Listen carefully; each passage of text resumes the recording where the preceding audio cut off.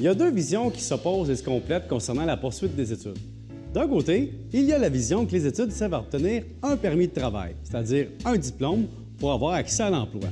On va se le dire, il faut être riche pas à peu près pour passer 3 à 5 ans sur les bancs d'école sans avoir de perspective d'emploi à la sortie.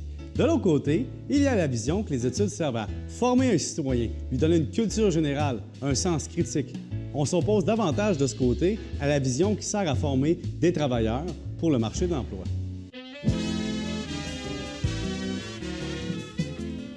La notion de permis de travail est tout de même importante.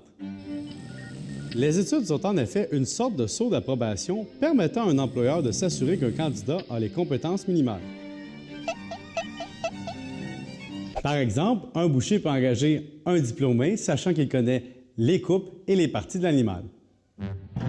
De même, un ingénieur civil sortant de l'école est supposé être capable de calculer la charge que peut supporter une poutre. Un diplôme ne garantit pas que le candidat a le profil de l'emploi, mais il certifie qu'il a les compétences et les connaissances minimales. Il n'y a pas de lien direct entre le niveau des études et la capacité à être heureux ou à bien gagner sa vie. On peut avoir un diplôme professionnel comme électricien et gagner plus qu'une personne qui détient une maîtrise à l'université. Un étudiant en physique peut travailler en recherche et développement, devenir prof et ensuite devenir un des plus grands illusionnistes du monde. Un domaine d'études, c'est une base, mais pas une fin en soi. Tout est une question d'offre et de demande. La rémunération, c'est proportionnel à la rareté.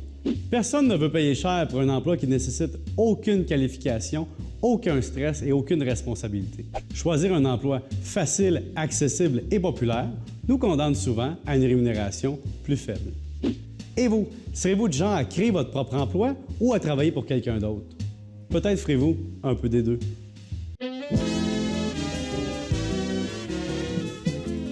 Comme je le mentionnais plus tôt, les études apportent d'autres avantages qui sont difficiles à quantifier monétairement.